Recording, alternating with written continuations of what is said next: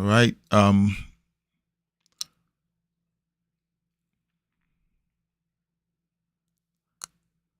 Welcome, everyone. So, sorry that the live stream started later than it should. I got caught up in a Thanksgiving dinner. There was a Thanksgiving dinner that I had to be a part of. Thanksgiving happens much earlier than it does in the United States. Here in Canada, we have Thanksgiving earlier. So I had a Thanksgiving dinner with friends, and we couldn't get back early enough for me to do the live stream at the preordained time. So here I am having a late live stream with you guys. So thank you for joining me if you're here. We're going to be listening to President Trump's address to world leaders. And we will be hearing his remarks concerning the peace deal. And we will be hearing what he had to say. I wasn't able to follow the conversation. Okay, I have to refresh the screen. I'm not sure why it's not playing. So we're going to listen to this together, and then give me your reactions in the comments section. All right. Now, I do have a few people who had reactions about President Trump freeing the prisoners. And they're not exactly freeing the prisoners, but they felt that President Trump should not have been involved or gotten involved in more international conflicts.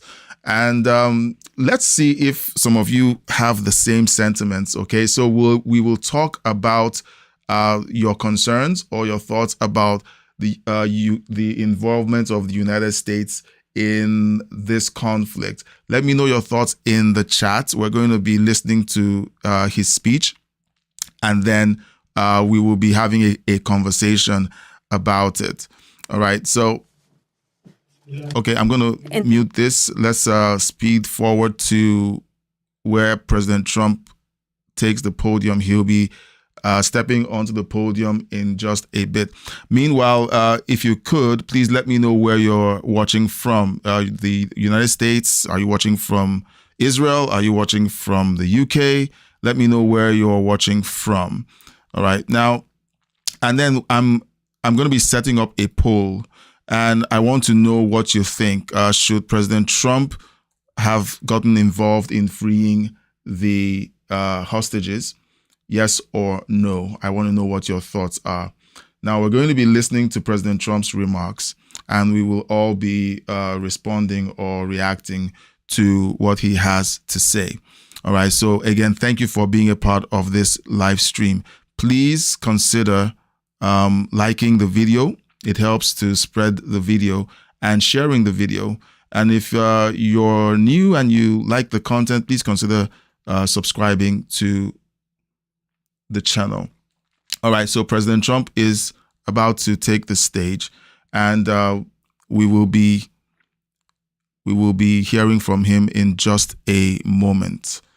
Okay, let's see. I think he steps up at about this point. Okay. And decent existence. All right. So where are you watching from? Please let me know where you're watching from in the chat. I would love to know where you're watching from. It'll be very helpful to know who I'm speaking to. Middle East. Okay. That Egypt envisions to be. So happy Thanksgiving to everyone watching. It's Thanksgiving here in Canada. Agreement. And the way for that, and it should be implemented in all its stages.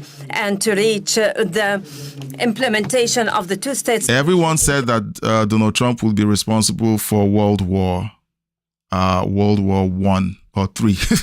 World War I. Sorry, still recovering from my Thanksgiving dinner. Everyone claimed that President Trump would start World War III, but he spent the better part of this presidency ending wars. All right, so it's amazing what he's accomplished in such a short time. Services to humankind. All right, so President Trump will be coming up in a bit. Okay. Now I invite the honorable guest to deliver his speech.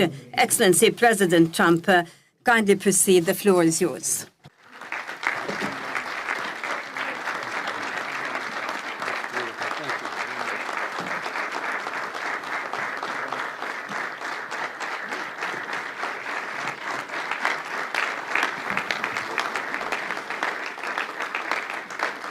Well, thank you very much, and that was a great honor. I appreciate it very much, Mr. President. Mr. General, Mr. President, great General, great President, thank you very much. This is the day that people across the region and around the world have been working, striving, hoping, and praying for. They have done things over the last month that I think were really unthinkable. Nobody thought this could happen. With the historic agreement we've just signed, those prayers of millions have finally been answered. As you know, the hostages have been returned, and further work goes on having to do with the, sadly to say, bodies. Together we've achieved what everybody said was impossible. At long last, we have peace in the Middle East, and it's a very simple expression, peace in the Middle East, and we've heard it for many years, but nobody thought it could ever get there, and now we're there. I want to congratulate everybody sitting in these first few rows and standing behind me. I don't know why they chose to stand, but I promise I'll make it short, okay? We are not going to keep you standing for long. These are great leaders. After years of suffering and bloodshed, the war in Gaza is over. Humanitarian aid is now pouring in, including hundreds of truckloads of food, medical equipment, and other supplies, much of it paid for by people in this room. Civilians are returning to their homes. The hostages are reuniting. I mean, it's beautiful. I'm just watching it backstage. The level of love and sorrow, I've never seen anything like it. It's amazing when you see they haven't seen their mother, their father. They haven't seen them in such a long time, and they lived in a tunnel, a very little tunnel, very deep, and the level of love is just incredible. It's a beautiful thing to see. It's, in one sense, it's so horrible that it could have taken place, but in another sense, it's so beautiful to see. A new and beautiful day is rising, and now the rebuilding begins. The rebuilding is maybe going to be the easiest part. I think we've done a lot of the hardest part, because the rest comes together. We all know how to rebuild, and we know how to build better than anybody in the world. I want to express my tremendous gratitude to the Arab and Muslim nations who helped make this incredible breakthrough possible. And you really did. To President El-Sisi of Egypt, who is so generously hosting us today. And I want to thank you for the outstanding job your country is doing in so many different ways, and for helping us so much with this peace agreement. I also want to thank the president for the escort of 6 fighter jets. Oh, we looked out the window, we said, I hope they're friendly, and they turned out to be very friendly. But we had 3 on each side, and they are beauties right out of the great, really American manufacturing hub. We make the greatest military equipment in the world. We have the strongest military in the world by far. And I knew exactly what those planes were, and I knew exactly how much you paid for those planes, too. You paid a lot, but you got a pretty good deal. And they are great planes, and we just appreciate it. That was quite an escort in. It was very impressive. But Air Force One was really, it was covered with Egyptian desert just a few months ago. If you think about it, just a few months ago it was Egyptian desert, and now it was just a few feet off our window. And it was a spectacular sight, and I appreciate it very much. Really, that was pretty good. You got our people by surprise. I don't know if they were thrilled right at the beginning, but they were thrilled as we sailed along very, very calmly and safely. And I'm deeply honored to receive from you, Egypt's highest state honor, the Order of the Nile. The Nile is so beautiful, so magnificent. Didn't know he got that award. Title, the Order of the Nile. Thank you very much, Mr. President. Appreciate it. Great honor. I also want to give a very special thanks to the Emir of Qatar, a man who's outstanding. He's been a friend of mine for a long time, long before politics, and he's a fantastically respected man.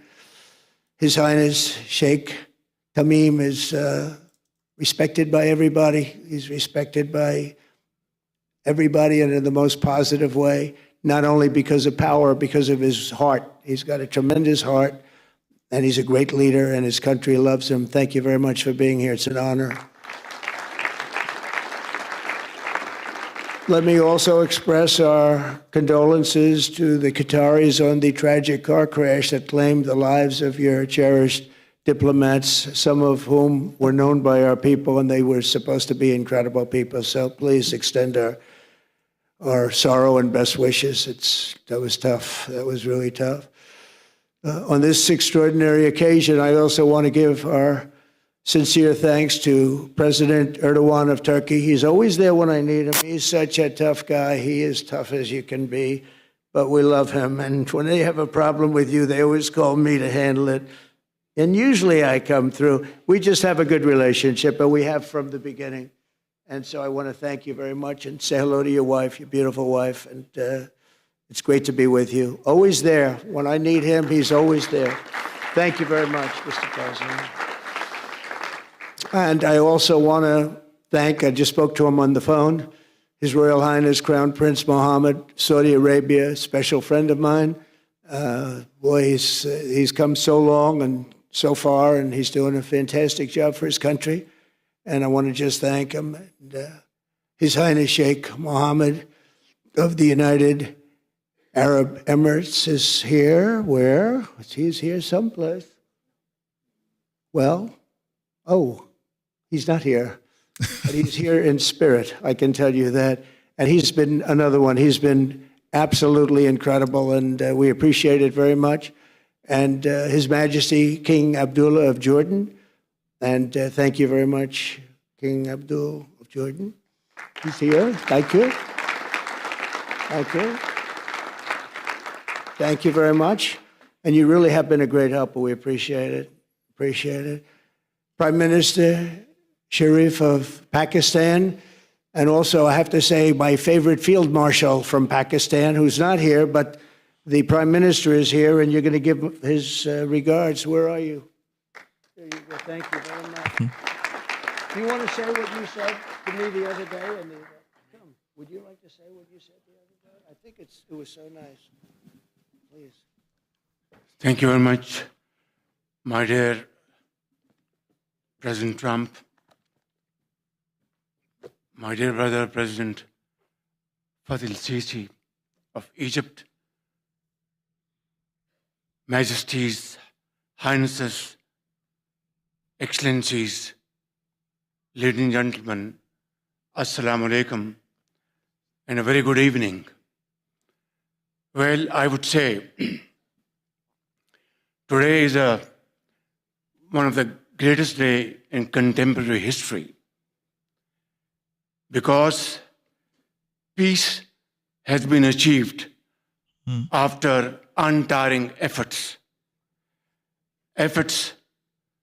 led by President Trump, who is genuinely a man of peace, who has relentlessly and untiringly worked throughout these months, day in and day out, to make this world a place to live with peace and prosperity.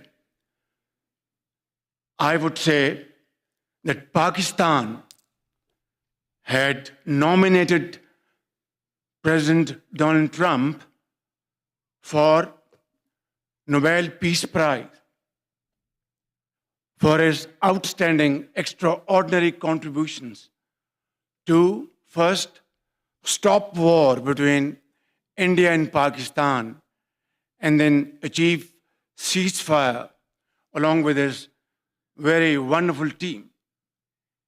And today, again, I would like to nominate this great president for Nobel Peace Prize, because I genuinely feel that he is the most genuine and most wonderful candidate for Peace Prize, because he has brought not only peace in South Asia, saved millions of people, their lives, and today here in Sharm el-Sheikh, achieving peace in Gaza is saving millions of lives in the Middle East.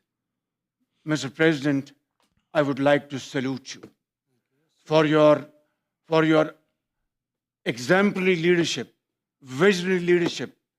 And I think that you are the man this world needed most at this point in time. World would always remember you as a man who did everything, went out of the way to stop 7 and today 8 wars. I would like to thank my very dear brother.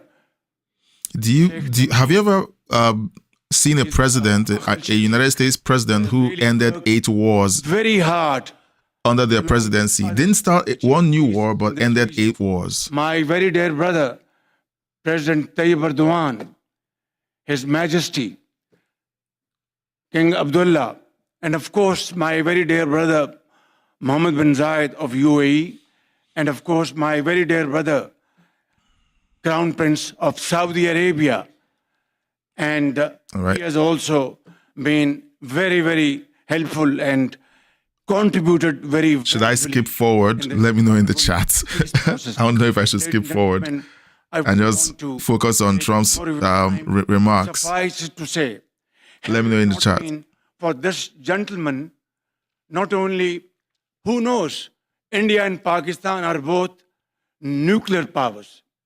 Had he not intervened along with this wonderful team, during those 4 days, the war could have escalated to a level. Who would have lived to tell what happened? And similarly, here in this part of the world, in the Middle East, Mr. President, your valuable contribution along with President Sisi, I think history will remember in golden words. I wouldn't say more, except God bless you, God give you long life to serve like this for all time to come. Thank you very much.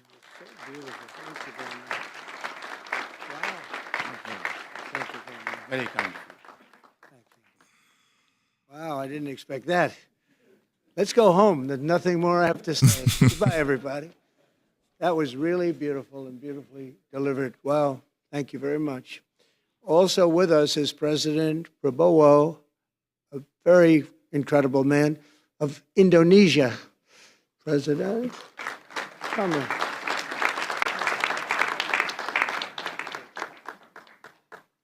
Great job. President Abbas of the Palestinian Authority. See, we have them all. We have them all. Good, great. It's good to have you. And yes, I am live streaming Canary King, as always. This first 3 rows. I had a Thanksgiving dinner that kept me, and that's why I'm live streaming late. We have the Arab League is represented by His Excellency, and I'm catching up on the news. I wasn't able to live stream the speech, so we're doing it. We're looking at it and reacting to his comments. Then we're going to be looking at the hostages being freed, and we're going to make some comments on the reactions to the freeing of the hostages. I am okay. I am doing okay. Thank you so much, Canary King. One sitting on that side of the office. Maybe I'm going to respond to. Yeah, we had Thanksgiving today.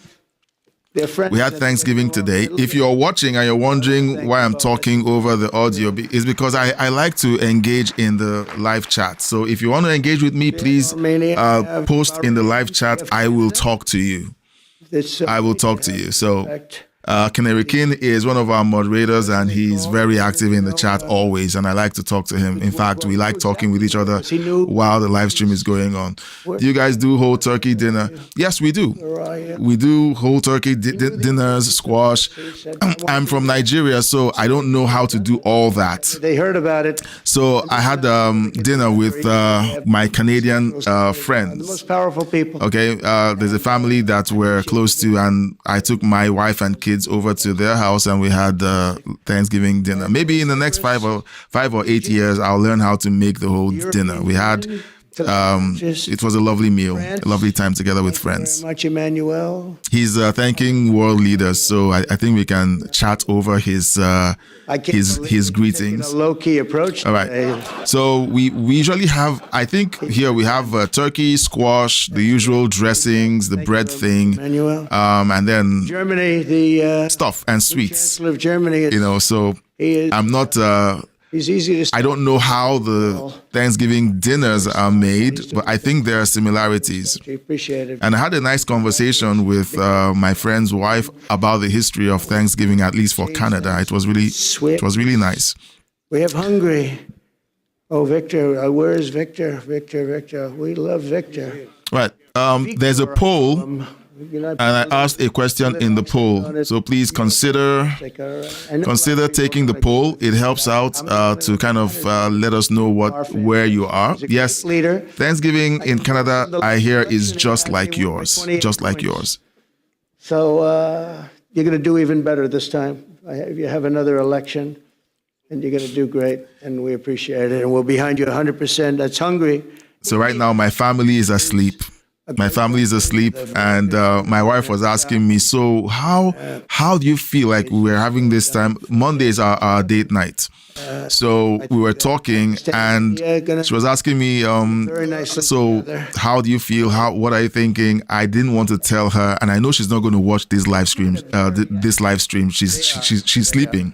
So it's safe to say that I was feeling uneasy because I didn't have the live stream, and I wanted to quickly have the live stream before it got so late, and I was a bit distracted during our date night. So please, no one tell her.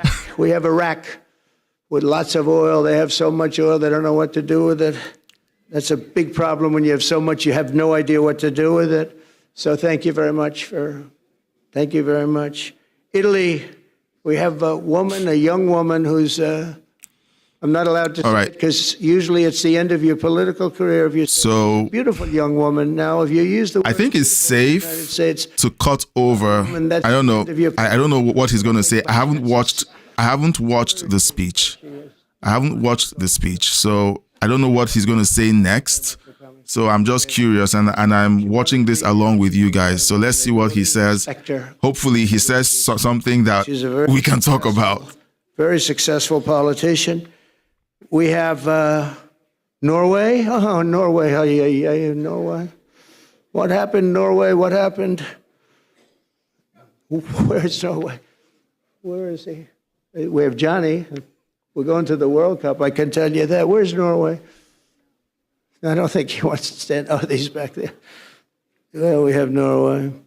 Oman. Again, we have Paraguay. We have really fantastic representative from Saudi Arabia. Thank you very much. I'll tell you what, and this time we'll get you the best seat. He always gets the best seat. He deserves the best seat. But what a great place it is. Spain. Where's Spain? Are you guys working on him with respect to the GDP? We'll get close. But fantastic job you're doing. And UAE, which is great. United Kingdom. Where's United Kingdom? Where's my friend? Where? Come here. Is everything going good? Very good. It's very nice that you're here. These people all came in like 20-minute notice. And I think it's fantastic. And we have so many others, and just so many others. And it's such a compliment to what we're doing, because what we've done is something very unique and very special. So it's perhaps the wealthiest and most powerful group of nations ever assembled at one time, which is a big thing. We have achieved together in recent days a change that really is historic, and it's going to be remembered forever. And I want to thank the American team for their amazing work, and I want to thank, I think he'll go down as the greatest Secretary of State in the history of our country. I really believe that, Marco, or I wouldn't say it. Marco Rubio, I wouldn't say it. Maybe I would. You're doing a great job. I'll tell you, he's on course to do it. We've done a lot of work in 9 months. We've done a lot of work. I say that, 1 year ago, a little more, but 1 year ago, America, the United States of America was a dead country. The king told me, and I use that, he said, sir, 1 year ago it was a dead country. Today you have the hottest country anywhere in the world, and it is. It's the hottest country. So many investors are here. We have over $17 trillion being invested in the United States, which is a record that nobody has ever beaten. I don't think anybody will. And we still have 4 months to go before it's a year. So in 8 months, we have over 17 trillion. We're actually very close to $18 trillion. There's never been, as an example, the previous administration had less than $1 trillion over 4 years. We have, we're close to breaking $18 trillion in 8 months. That's pretty amazing. That's massive. No country's ever done that. I want to also thank Special Envoy Steve Witkoff and my son-in-law and a great guy, Jared Kushner. And I even have my daughter here, Ivanka. Ivanka, please stand up. Ivanka's here. Wow. Thank you. Thank you, Ivanka. We have a great team, and we have, as you know, General Raisin Kane. We have John Radcliffe. We have Tom Barrack. We have really a lot of good talent. We have Pete Hegseth, who's now Department of War as opposed to Department of Defense. We made a little change.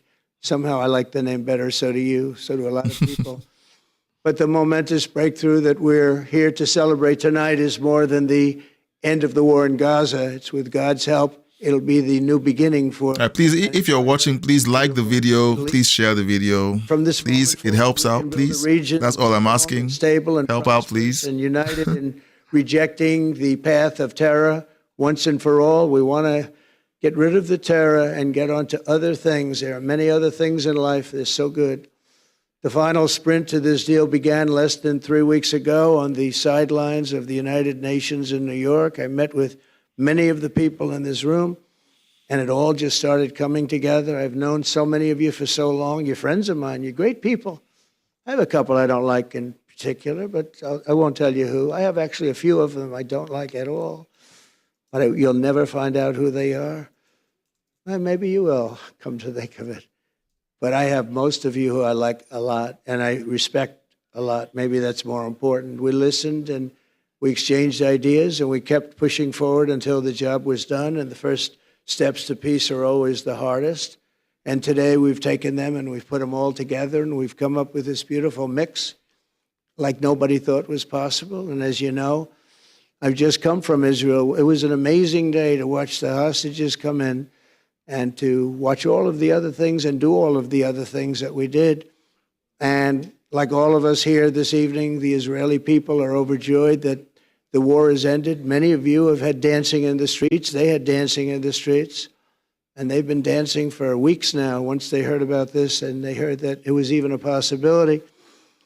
They're elated at the arrival of the hostages and excited to begin this new chapter for the entire region, and it's going to be that. And they are going to be great partners, and I hope everybody's going to join the Abraham Accord. I like to say the Avraham. I love Avraham. Avraham.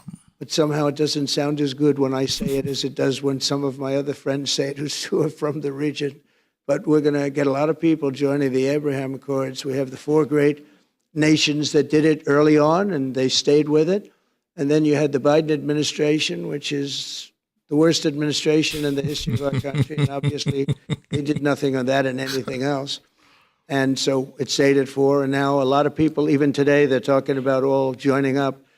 So many people have talked to me about that. And it's going to be a great tribute to really the United States. I mean, the United States has worked very hard in the Middle East. So it would be a tribute to us and to Jared and to Steve and to all of the people, Marco, all of the people that have worked so hard on that. And it really is going to it's going to guarantee that it all stays together. You're going to do well, because the 4 nations do very well. I mean, they do extremely, as they're wealthy, but they're a lot wealthier because of it. So I hope everybody's now joining up. Now we have no excuses. We don't have a Gaza, and we don't have an Iran as an excuse. That was a good excuse, but we don't have that anymore. All the momentum now is toward a great, glorious, and lasting peace. And our commitment to fulfilling the 20-point plan we developed together will be the crucial foundation for achieving that bright future, and it's being worked on right now as we speak. And we're actually in stage 3 and 4. It's not going to be, just divided down so simply. We can be long advanced on some of the things that we say we're going to do. We can take them out of order in a positive way, and we've shown how it can be done with responsible nations like the people in this room, these incredible people in this room, setting aside their differences, seeking common ground, and pursuing a better world for all of us. In that spirit, it's my dream that we all get together and enjoy our life. And we're going to put some of you on the Board of Peace. Everybody wants to be on the Board of Peace. They said, would you be the chairman? I say, I'm pretty busy too. But whatever we can do to have peace in the Middle East, it's worth it. But everybody wants to go on the Board of Peace, so we're probably going to enlarge it. We're going to get, and the leaders, the top people, the top leaders, they want to be on the Board of Peace. A beautiful term. At first I wasn't sure, and then I realized how beautiful it is. And for the people of Gaza, the focus now must be on restoring the basics of a good life.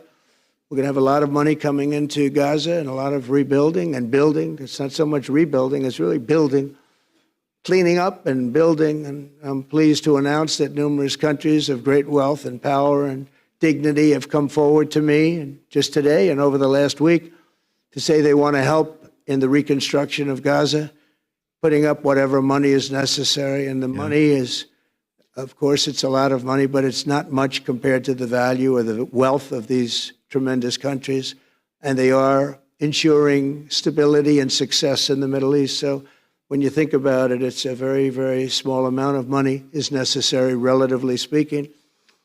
And as those commitments are made, I'm going to let the world know who is doing it, because they really deserve great credit for doing it, and they're going to do something that's really monumental. This is a monumental day. This is a monumental moment in the history of the world beyond the Middle East. We've all agreed that supporting Gaza must be done to lift up the people themselves, but we don't want to fund anything having to do with bloodshed, hatred, or terror, as has happened in the past. And for the same reason, we're also agreed that Gaza's reconstruction requires that it be demilitarized and that a new, honest civilian police force must be allowed to create a safe condition for the people in Gaza. As I said earlier, I intend to be a partner in securing a better future. We're going to be working, you're going to be working with the United States, and we're going to make sure that the Middle East is going to be a safe and secure place. It's a very important place in the world, means so much. There were so many people who said the Middle East, and this has been going for many, many decades. I've read it many times, that World War III will begin in the Middle East. It's not going to happen. That's not going to happen. There was a time that you would have thought it could have, but it's not going to happen. There won't be World War III, hopefully at all, but it's not going to start in the Middle East. We're not going to have a World War III if we're smart. There'll never be a World War III. Our work begins right here and right now. From ancient times, this region has been extraordinarily mixed with respect to people, culture, religions, all of the different elements of national characters, unlike maybe anywhere else on earth. And for 3,000 years, there's been conflict. For whatever reason, there's been tremendous conflict, always conflict. But today, for the first time anyone can remember, we have a once-in-a-lifetime chance to put the old feuds and bitter hatreds behind us. And that's why so many people in this room, they didn't get along. Some did, some didn't, but they're getting along now. This has brought the people together. This is the first time the Middle East crisis has brought people together. Which is true. Driving them apart. That's true. And to declare that our future will not be ruled by the fights of the generations past, which is foolish. So together, let us continue in the spirit of cooperation and goodwill that has finally brought us to this incredible, historic breakthrough. If we do together, we will reach the Middle East's incredible destiny, a safe and prosperous and beautiful crossroads of culture and commerce, faith and humanity and geographic center. This will be the geographic center of the world.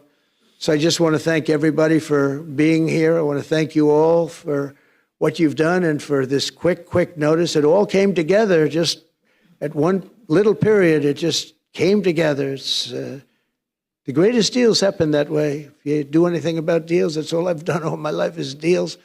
The greatest deals just sort of happen.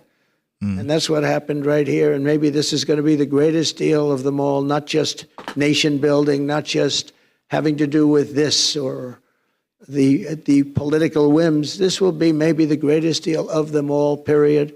And I want to thank all of you and all of these great nations and this region for what it's gone through and all of the fights it's had, or life over death and hope over strife and harmony over hatred. That's what we want. We want it to be that way because together we're going to forge a magnificent, great, and enduring peace.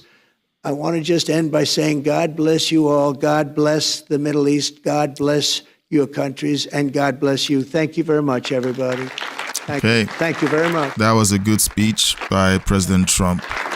I think many of us... Thank you very much.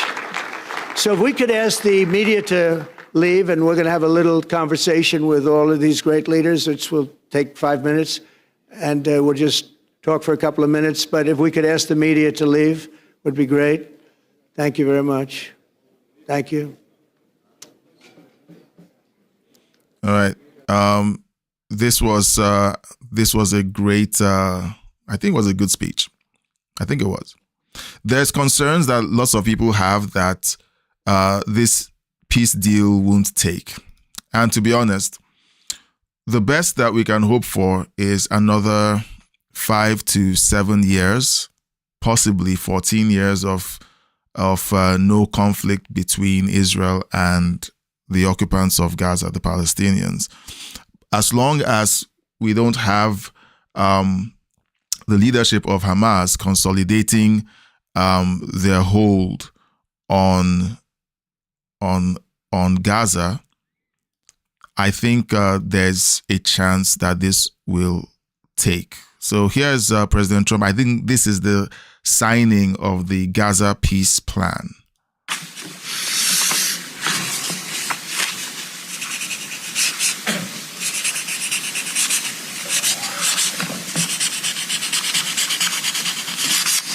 Okay.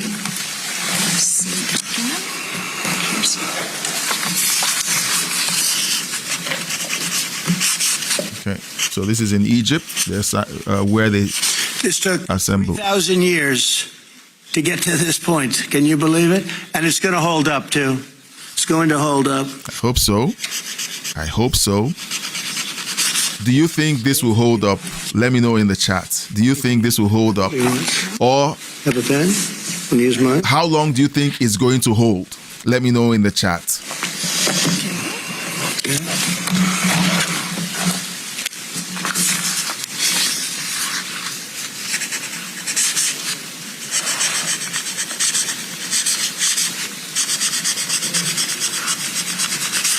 Okay.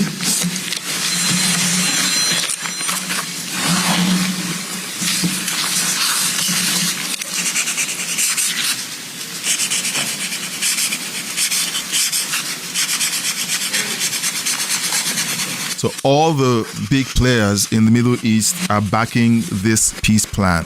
Every single one of them is behind it. And they forced Hamas to adopt the peace plan. Originally, they rejected it, but they had to strong arm them into accepting the peace plan. So it's phenomenal to see that this happened. All the other peace plans have only been between the Palestinians and Israel, and Palestinians tend to just break the agreements. But with the other Middle Eastern countries backing it, who knows? Who knows? We can only be hopeful that this takes.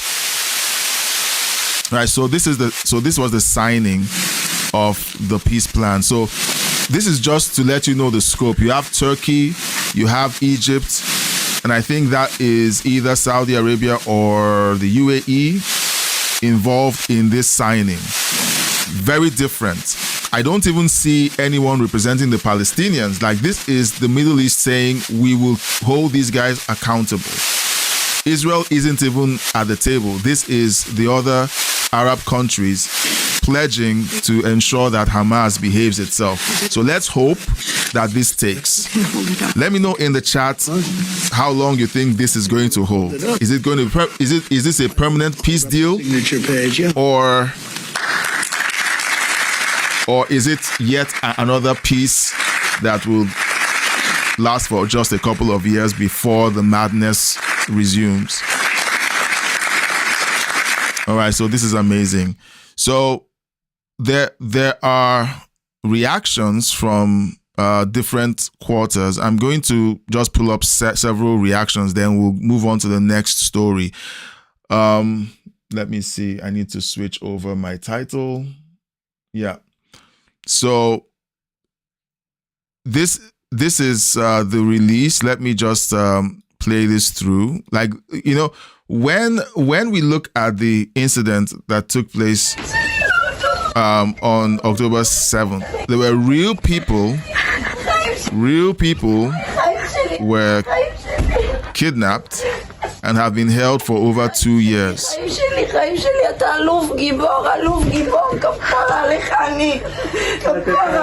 right, it's heartbreaking to watch the real toll of this entire thing, both on the Palestinian side and on the Israeli side.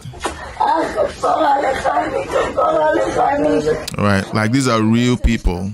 Okay, these are real people. Some of the families begged for the bodies of their loved ones to be returned. So it's heartbreaking. Like if we just play through all of the reunions, all the reunions that we have, like here's another reunion, family members being reunited after years of conflict.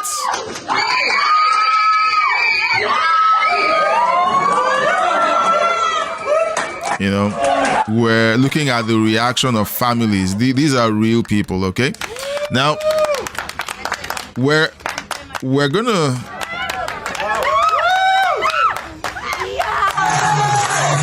I'm very, very excited and in anticipation, you know, and also worried about every step. I want to see that everything will go well, but I'm really thrilled to have Alon soon with us. All right, that's lovely. John Fetterman, I'm looking for the John Fetterman statement. I would like to play his comments. Sorry.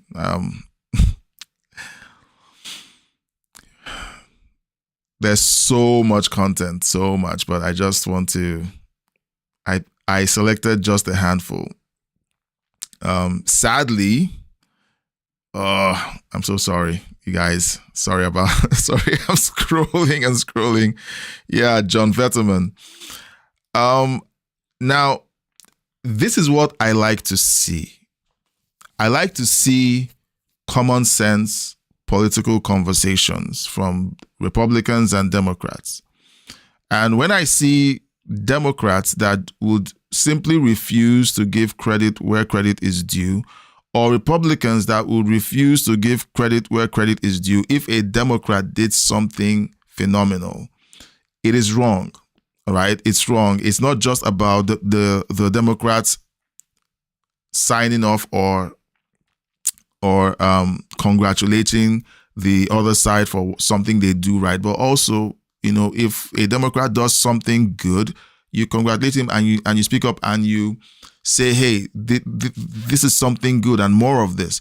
And I know that most of my takes have not been favorable to Democrats because the policies that most of them push don't make sense. But John Fetterman has surprised me. Years ago, I was wondering why he was still in the Senate with his health challenges. And, you know, I felt like, well, he shouldn't be there. But today, I'm glad he stuck around because he's been the picture of common sense on the Democrat side. But he's only one of maybe a handful of people who are still speaking common sense within the Democrat Party. So let's hear what he has to say about this historic peace deal. Absolute elation. I mean, how can we all celebrate this thing?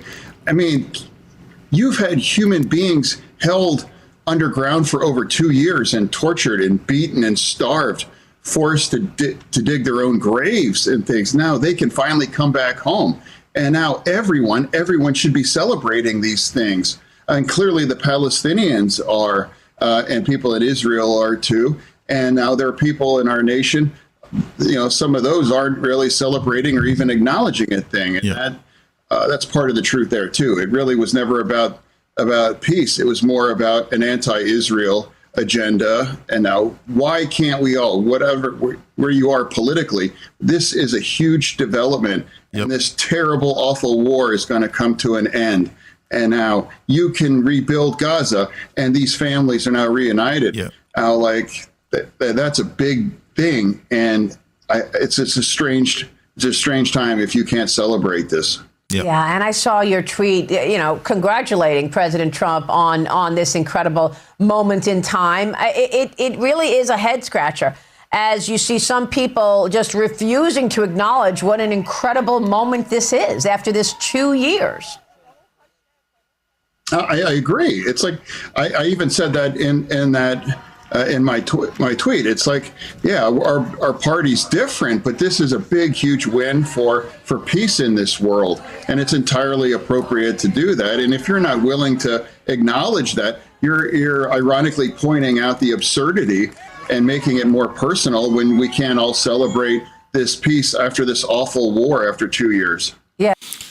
Israel said for a long time that the war would end if Hamas returned the hostages, and they've been saying it for years. So let's hope that this takes. All right, please consider sharing the video, liking, subscribing to the channel if you're not already. Now we're going to jump over to the third story, and when I hear people saying, repeating the talking points of left-wing media, that Antifa they're just protesting. It is absurd when stories like this surface. On Friday, we were made aware of a plan that I almost called Antifa Hamas, because essentially they're behaving like terrorists. They decided that on Saturday, they were going to assemble around the ICE facility and use lasers to essentially attempt to crash the Black Hawk helicopter that circles the facility. All right, so this is a report that talks about that. News has learned that some people are planning to shine lasers into the sky this weekend in an attempt to ground federal helicopters. This comes after there's been multiple arrests in recent days for laser pointing, both at police and federal aircraft. Thanks for joining us. I'm Steve Dunn. I'm Deborah Knapp. K2 is now working to confirm what group is trying to coordinate these efforts to bring down federal helicopters. What group? K2's Thanvi Verma joins us live it's Antifa. at this facility in South Portland. What is happening right now, Thanvi? So, Deb, things are not only peaceful, but they're very lighthearted. If you look behind me, you can see people have come out in costumes. You have people dressed up as pickles, bananas, frogs, even a hot dog. And at least one protester tells me he hopes things remain peaceful just like this. Protests outside the ICE facility have been going on for months. On Friday, K2 News got word of a possible new tactic, a call to shine lasers into the sky to ground federal helicopters that are flying over South Portland. Ron Magnus is a flight instructor in Washington County. He warns of the dangers of pointing lasers into the sky. The dangers primarily are blindness on the part of the people flying the airplanes, the pilots and the other crew members. The FBI writing on its website, when laser beams are aimed at any piloted aircraft, whether military or commercial, what might seem like a tiny beam on the ground can blind aircrew, potentially causing a mid-air collision or other incident. In terms of shining lights at them, it's not something that I'd participate in. At the ICE facility, one protester tells me he's not on board. I think there are better avenues for getting our message out, like more effective resistance. So this guy is what's called a normie, all right? So this is someone who believes what he saw on MSNBC or something, and he's just out there to protest.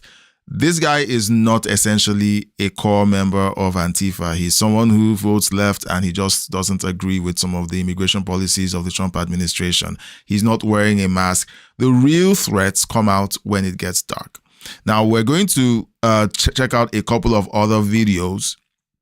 All right. So these are the guys who cause, okay, this is just a 6-second piece of footage.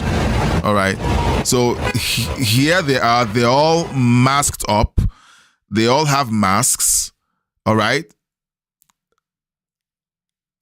You can't tell who is who. Let's see if we can find another video. I'm not sure we can. Let's see. Okay, that's one of those. Okay.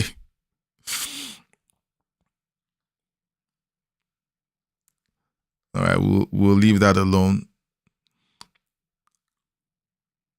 Now, I have to be careful with the videos that I show of the protests outside of Portland, because habitually some of the protesters have stripped in order to kind of get the videos or the live streams blocked. And what most of these guys do is they show up in costumes like this to make it look like, oh, it's a peaceful protest. Oh, look, it's family friendly. And daytime news would come out, give the report similar to what we just saw out there. And then at night, all hell breaks loose. All right. So Nick Shirley talks about this in this video. So let's hear what he has to say. I haven't seen this video, so let's see what he says. Here in Portland right now, and it looks like Antifa, the protesters here, have had a shipment dropped off in a U-Haul right here. They're saying it's all the stuff that's been taken away from rapid response and from people since they've been out here. So there's a whole U-Haul full of stuff that's been getting dropped off right now of all of the equipment from the past few months of their protest. You have all this stuff that's getting dropped off right here.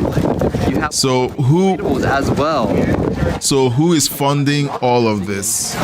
Who is funding all of this? A U-Haul shipment full of all the stuff that's all right. Who is organizing away? Who is organizing funding for Antifa? It's like 4 p.m. right now, I believe, and the protesters are starting to show up here to the ICE facility in Portland. All right, so planning to ground a helicopter by shining lasers into the eyes of the pilot, is illegal. It shouldn't be happening. Makes no sense. Let me know in the comment section. I'm wondering what you think. There's a lot happening. There's a lot happening, and so tonight we just wanted to go through 3 stories: Trump's speech, his remarks to world leaders, the reactions to the return of the hostages, and then Antifa attempting to ground helicopters. There was a news report that a hospital helicopter had to be grounded. Because it couldn't risk flying around the area because of the threats of the lasers. So these people think that they are protesting the government, but they create other problems where a hospital might need to airlift someone, and because the helicopters find that it's not safe to fly through that path, they might not be able to pick up someone who actually has an emergency and needs to be airlifted. Like, there are lots of things that they disrupt, all in the name of protesting, and they create these problems that essentially might cause the loss of life. Well, let's see what's in the chat. I've been chatting with Canary King, and we're wrapping up right now. This is a 1-hour live stream, and happy Thanksgiving. This is 11:24 p.m. over here, and we've basically covered the 3 stories. So I did do a lot of chatting with Canary King over on the chat. If you're still online, please let me know your thoughts on these stories. Leave a comment in the chat before we wrap up. All right, so we have the results of the of the polls. Do you support President Trump freeing the hostages? Someone on the backup channel said no. All right. Sad, but the question is, if President Trump didn't, that's my question. If President Trump didn't intervene, what will be the state of these hostages? All right. The Biden administration wasn't successful at brokering a peace deal. They failed at it. And I heard that someone from the Biden administration claimed that the Trump team was using the blueprint that they created. It's classic. It's classic with the Democrats, where they claim that they did it with President Trump when the economy bounced back under his first term, and then Obama stepped out to say that was his economy. Yeah, right. If your economic plan was so fantastic, how come it didn't pan out so well after 8 years of your presidency? But it's regular for the Democrats, I guess, to do that, take credit for something that they were not responsible for. So we heard that Blinken claimed that was their blueprint, and the Trump administration used their blueprints to free the hostages. All right, so we have 2 people, two groups. The backup channel, one person took the poll and said no, that he didn't support it. On the main channel, we have a positive feedback that yes, President Trump should have gone in to help free the hostages. All right, guys, leave your chat in the chat box before we shut down. Do you have any questions? Do you have any comments? Do you have anything to say? Please like, subscribe, share the video. It helps out a whole lot.